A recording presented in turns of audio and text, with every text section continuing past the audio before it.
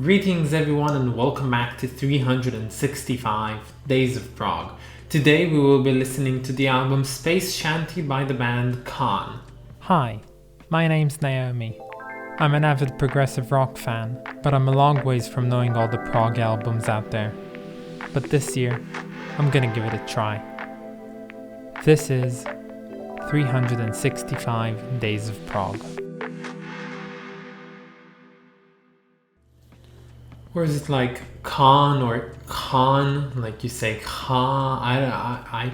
Never mind, we're listening to Space Shanty by the band Khaan, or however you say it. And before, of course, we get into this album, I'd like to share with you some of my favorite bits from the album itself.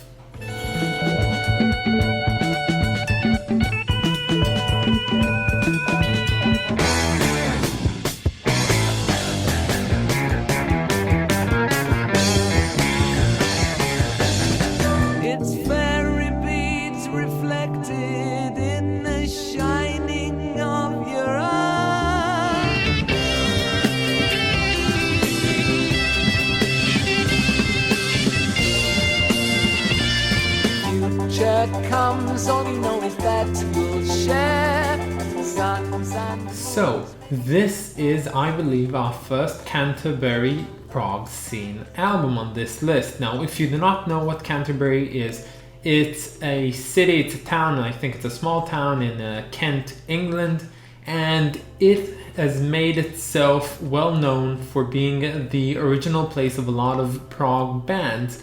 And they all had the unique sound inspired by jazz and experimental prog. And that's what is known as the Canterbury scene. Now, this band Khaan, they originated from there with two well-known players being Steve Hailage and Dave Stewart, who later on went to do more amazing things, but they first met up and actually did Khaan together. And the band itself, they lasted for a short while and they only released one album, and this is the album we are talking about today. So considering the fact that they did not last long, they actually got a pretty prestigious, title. They were opening for Caravan, which is probably one of, if not the best well-known band that came out of the Canterbury scene. And the album itself, it really does at times sounds like something you'd find off of Caravan, but usually it does keep to itself, and it's pretty original and very, very unique. And in my humble opinion, I think this is good prog. I just don't think it's much more than that. I just don't really find a lot of those memorable moments on this album.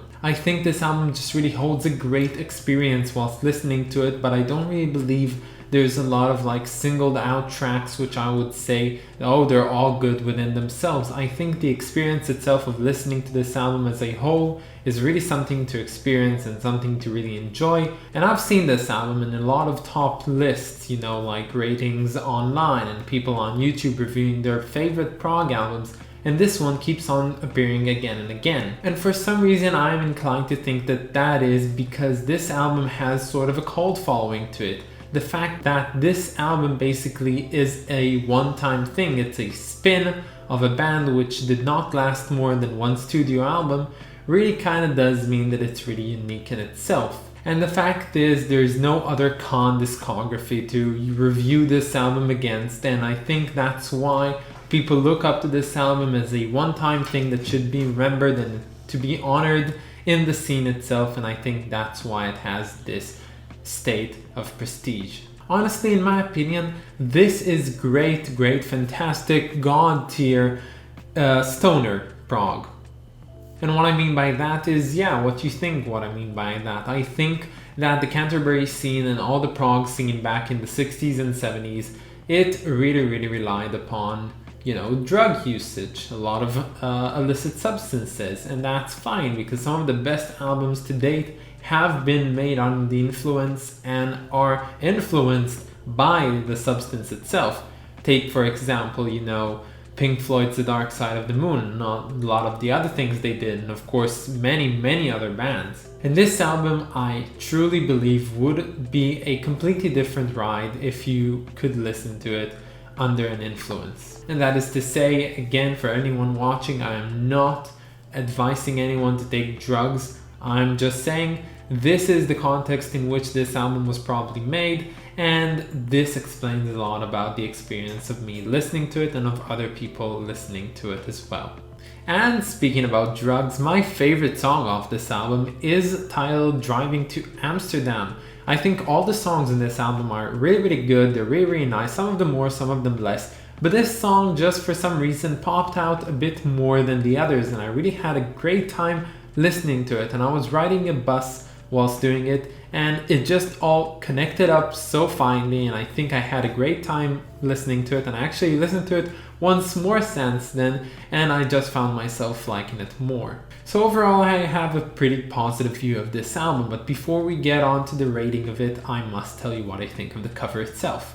So this is a pretty neat cover. I think it really does, justify the music itself, if that's what I had to say. I think the artistic direction and what's shown on the cover itself, that big spaceship, by the way, you should probably see it because it's here on the side. So, everything is pretty spacey, and this is a pretty spacey album, and everything just on the cover justifies that. Another thing I really like beside the drawing itself is the colors. The colors, they're amazing. I'm so psyched about them. I know the thumbnail for this video is gonna look amazing with these colors. And if you don't know, by the way, I always make my thumbnail using only colors found on the cover themselves. And the colors, they just really remind me of the cover of Close to the Edge. For some reason, it has that same vibe, and it really does bring joy within me. So all in all, this album receives a splendid 7 out of 10. I think it's a good prog album. I think I'd listen to it again and I'd even enjoy it. I'm not saying that it's a masterpiece, it's actually not even close to that, but as what it is, I think it's a good one. So stay tuned for tomorrow where we'll be listening to the album 666, The Devil's Number by the band Aphrodite's Child. But anyways guys, I hope that you have a wonderful day and I wish to see you all tomorrow. Bye guys.